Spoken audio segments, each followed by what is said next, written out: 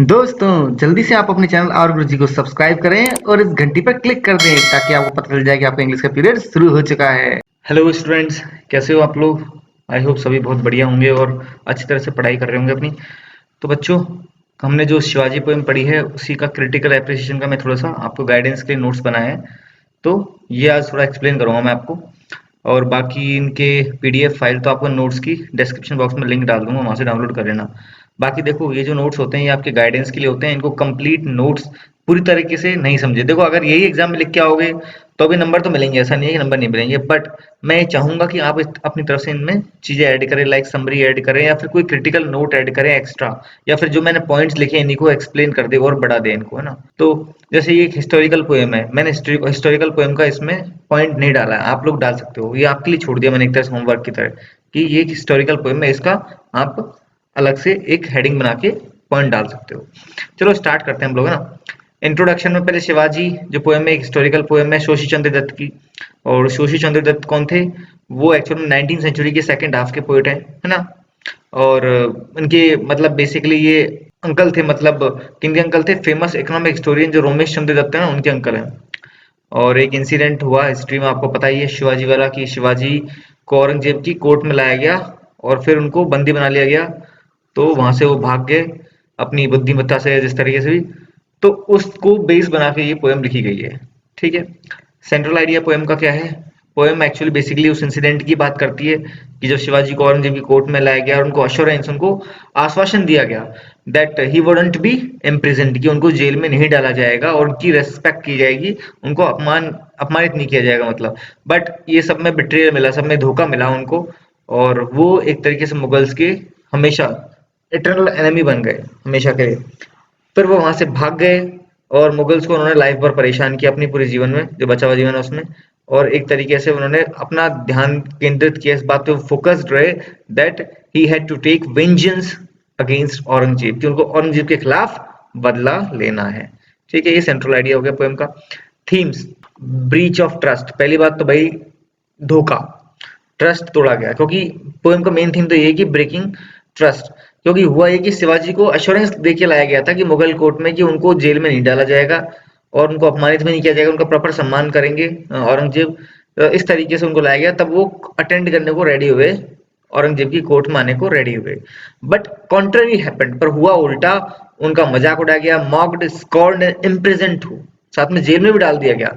तो ये जो बिट्रेयल था ना, ये ट्रस्ट को जो तोड़ना था ना, इसने शिवाजी को एक चीज सिखाई कि उनको दोबारा कभी ट्रस्ट नहीं करना इन लोगों पर, मुगल्स पर। तो और जब वो वहां से निकल के मतलब बच निकले, तो वो किस रास्ते पे चले? वो वेंजेंस के रास्ते पे चले, बदले के रास्ते पे चले औरंगजेब के खिलाफ। तो ये ब्रीच ऑफ ट्रस्ट था, साथ में वेंजेंस की थीम तो है ही, कि जब ह्यूमिलेशन मिला, उनको अपमान मिला औरंगजेब की कोर्ट में, तो उन्होंने बदला लेने का ठान लिया। और उन्होंने सोच लिया कि अब वो जब भी कहीं मिलेंगे तो उनकी तलवार मिलेगी, वो भी खून में सनी हुई। और जो सबसे ज्यादा मतलब बहादुर दिल वाले लोग हैं ना, वो भी शिवाजी के नाम से कांपेंगे एक तरीके से।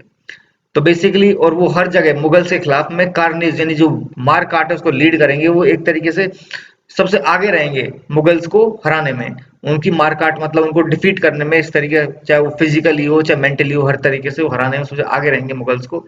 तो इसी चीज को पोइट ने एक्सप्लेन किया है कि शिवाजी की क्या अप्रोच वहां से भागने के बाद में रही, वो कैसे बदला लेने की उन्होंने मन में ठान ली, उनका जो एटीट्यूड था, क्या एंगर था, क्या रोल था एक बदले वाले व्यक्ति का, एवेंजर का, है ना। उनका एटीट्यूड किस तरह का था, क्या गुस्सा था उनके अंदर, वो सब उन्होंने बहुत ही जबरदस्त तरीके से एक्सप्लेन किया है पोएम में। तो ये थीम्स हो गई। फिगर ऑफ स्पीच कई सारी हैं, एलिट्रेशन है, जैसे pomp of power, knights and nobles, caught no courtly. देखो, इन सब में देखा जाए तो पहला वर्ड देखना है आपको, पहली साउंड किसकी आ रही है, वर्ड नहीं, साउंड किसकी आ रही है। पॉम्प ऑफ पावर पे, नाइट्स एंड नोबल्स, अब देखो इसमें के है, इसमें एन है, परंतु दोनों बोलने में न आ रहा है, नाइट्स नोबल्स, न, और न क्या है? कॉन्सोनेंट साउंड, तो यहाँ भी एक तरह से अलिटरेशन हो गया। कॉट नो कॉटली, कै साउंड का रिपीटेशन, कैन क्रॉस कै का साउंड, हर्ट्स हेड है का, है ना। तो कॉन्सोनेंट साउंड का वर्ड की स्टार्टिंग में रिपीटेशन हो रहा है, ये अलिटरेशन हो गया। रिटोरिकल क्वेश्चन, है ना, ये टी होगा बट, है ना।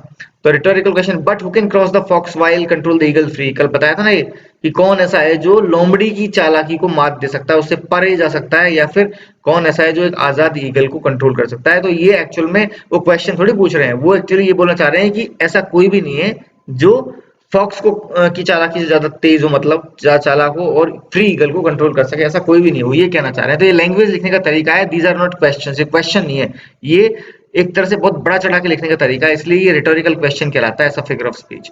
ठीक है। मेटाफर, जो लाइन थी ना, द बर्ड हैज फ्लोन, की पक्षी उड़ गया है, ये एक्चुअल में जो बर्ड है वो शिवाजी है ना, और वो वहां से भाग चुके थे औरंगजेब की कोर्ट से। तो जिस तरीके से पक्षी आजाद हो जाता है वैसे वो आजाद हो गए, तो यहाँ पक्षी को का कंपैरिजन किया गया है औरंगजेब, सॉरी, शिवाजी से। बट ऐसे नहीं बोला गया Shivaji like a bird has phloem, कि शिवाजी एक पक्षी की तरह भाग गए, सीधा ये बोल दिया शिवाजी को बर्ड ही बोल दिया। तो ये मेटाफर होता है, मेटाफर में कंपैरिजन हो रहा होता है दो चीजों के बीच में, जो डिसिमिलर, दो बिल्कुल भिन्न चीजों के बीच में कंपैरिजन हो रहा होता है, परंतु वो कंपैरिजन छुप जाता है। क्यों? क्योंकि एक चीज दूसरी चीज को रिप्लेस कर देती है। यहाँ पे बर्ड ने शिवाजी को रिप्लेस कर दिया है, बर्ड शिवाजी के लिए इस्तेमाल हो रहा है, तो इसलिए कंपैरिजन छुप गया है, परंतु हो कंपैरिजन ही रहा है। तो ये मेटाफर है। इस तरीके से एक और एग्जांपल था फ्लेम का, कि सिमिलरली क्या था, he comes with sword and flame, क्या वो जब भी कहीं मिलेगा, कहीं आएगा, उसके हाथ में तलवार होगी और साथ में फ्लेम होगी। फ्लेम क्या होती है? ज्वाला, लौ। तो फ्लेम एक्चुअली में उनके गुस्से की और पैशन, जुनून की, उसकी फ्लेम की बात हो रही है। तो ये एक मेटाफर है पैशन और एंगर के लिए। सिनेक्डकी, ब्रेवेस्ट हार्ट, सबसे बहादुर दिल। अब दिल, हार्ट किसके लिए हो रहा है? पर्सन, लोगों के लिए बोला जा रहा है, पीपल के लिए बोला जा रहा है ना, कि सबसे बहादुर दिल वाले लोग, उनकी बात हो रही है। तो ये जब बॉडी के किसी एक पार्ट, किसी एक अंग का इस्तेमाल करके पूरे व्यक्ति को दर्शाया जाता है तो उसे सिनेक्डकी बोलते हैं। Personification, N unconscious ground. देखो, अनकॉन्शियस ग्राउंड, ग्राउंड कैसा है? बेहोश है, अनकॉन्शियस है। अब ग्राउंड तो एक नॉन लिविंग थिंग है, उसमें बेहोशी जो शब्द है वो बेसिकली इंसान से संबंधित है ना। तो ग्राउंड को इंसान की तरह ट्रीट किया गया है, उसमें इंसानी गुण डाल दिए गए हैं, तो यही पर्सोनिफिकेशन होता है, व्यक्तिकरण या मानवीकरण। जब नॉन लिविंग थिंग्स का व्यक्तिकरण या मानवीकरण कर दिया जाए, उनमें इंसानी गुण डाल दिए जाए, तो हम उसे पर्सोनिफिकेशन कहते हैं। तो यहाँ पे ग्राउंड का को पर्सोनिफाई कर दिया है एक तरह से। पैराडॉक्स, जब दो डिसिमिलर, दो कॉन्ट्रास्टिंग थॉट, दो बिल्कुल डिफरेंट विचार, उनको एक साथ लाया जाए और इस तरीके से लाया जाए कि वो लॉजिकली सही हो रहा है, सही बात कह रहा है ना, तो उसे बोलते हैं हम लोग पैराडॉक्स। अब जैसे एक बहुत फेमस लाइन है कि child is father of man, कि बच्चा आदमी का फादर है। कैसे हो सकता है चाइल्ड फादर? परंतु ये बात लॉजिकली सही है। तो जब लॉजिकली कोई चीज सही होती है और दो डिफरेंट, एकदम कॉन्ट्ररी, विपरीत विचार सामने लाए जाते हैं और वो लॉजिकली फिट बैठ रहे होते हैं, तो उसे पैराडॉक्स कहते हैं। अब देखो यहाँ लाइन है, वाइल येट शैल ग्लो दो वेट एंड डिम, कि वो फिर भी चमक रही है, तलवार चमक रही है, यद्यपि वो गीली है और डिम है। जब वो डिम हो गई है तो चमक कैसे रही है ना? बात सोचने वाली है ना, कि जो डिम हो गई तलवार, तो वो चमक कैसे रही है? तो परंतु ये लाइन सही है लॉजिकली। क्यों? क्योंकि उसका अर्थ बताया उन्होंने, समझाने की कोशिश करी कि देखो, कि जब वो वेट है, वेट है तो वेट का मतलब खून से वेट है, गीली है, तो उसकी जो शाइन है वो छिप गई है, इसलिए वो डिम हो गई है। क्योंकि खून में लथपथ है, तो तलवार का जो लोहा है उसकी शाइन है वो छुप गई है, वो लथपथ है खून में, ठीक है। तो यहाँ पे वो डिम हो गई है। बट यहाँ तो दूसरा ग्लो है ना, ये ग्लो है शिवाजी की एंगर और उसके पैशन का ग्लो। तो वो भले ही तलवार डिम हो गई, उसकी शाइन छुप गई ब्लड से, परंतु फिर भी वो चमक रही है। इसका मतलब है शिवाजी का पैशन, जुनून चमक रहा है, उसका गुस्सा चमक रहा है, वो अभी भी थका नहीं है, वो अंग्रेजों की, सॉरी, मतलब मुगल्स के अगेंस्ट में नॉन स्टॉप बेसिकली अपना बदला लिए जा रहा है। तो यहाँ वो है उसका, इसलिए ये लाइन सही है। भले ही ये दो कॉन्ट्रास्ट चीज है, कि एक तरफ तो ग्लो बोल रहा है, एक तरफ वो डिम बोल रहा है, ये क्या संभव है? परंतु ये संभव है क्योंकि लॉजिकली उसने सही ठहराया है, उसको जो लिखा है वो सही लिखा है। तो ये पैराडॉक्स होता है कि दो विपरीत विचार, परंतु वो इस तरीके से प्रेजेंट किए जाएं कि वो सेंटेंस सही हो, वो बात सही हो, ठीक है। असोनेंस, स्ट्रगल्ड स्टिल। अब देखने में एस एस है, जो कि एस को जनरली हम से देखते हैं और फिर वो कॉन्सोनेंट साउंड होती है, परंतु यहाँ पे पढ़ के देखो, स्ट्रगल्ड ई साउंड आ रही है, स्ट्रगल्ड स्टिल ई ई, तो यहाँ वॉवल साउंड है ई, तो वॉवल साउंड का रिपीटेशन हो रहा है, इसलिए असोनेंस है। एक इमेजरी भी है एक जगह बढ़िया सी, कि देखो, his bosom plough with many scars, कि शिवाजी की जो छाती है ना, उस पे घावों की खेती हो रही है, प्लो विद मैनली स्कार। तो देखो, इमेजिन करो कि जिस तरह किसान खेत में खेती करता है, खेत को जोतता है, उस तरीके से शिवाजी की छाती घाव से जुती हुई है, एक तरीके उस पे घाव बने हुए हैं बहुत सारे। तो एक इमेज है ये, ठीक है।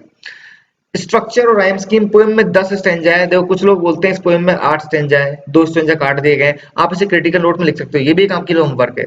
एक तरफ तो आप हिस्टोरिकल पोएम का पॉइंट लिखोगे अलग से अपनी तरफ से, और एक क्रिटिकल नोट लिखोगे अलग से, कि क्या बोलते हैं इस पोएम में एक्चुअली कुछ लोग इसे 8 स्टैंजा बताते हैं, कुछ 10 बताते हैं।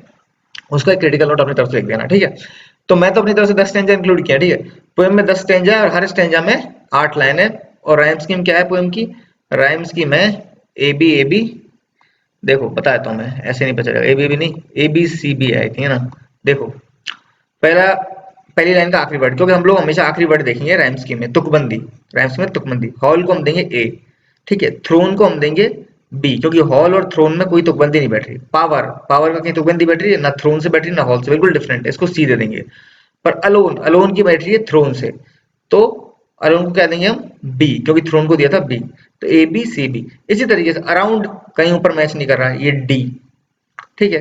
प्राइड ई, ड्रेस्ड, ड्रेस के लिए F, A B C B D E F, और साइड के लिए प्राइड और साइड के लिए ई।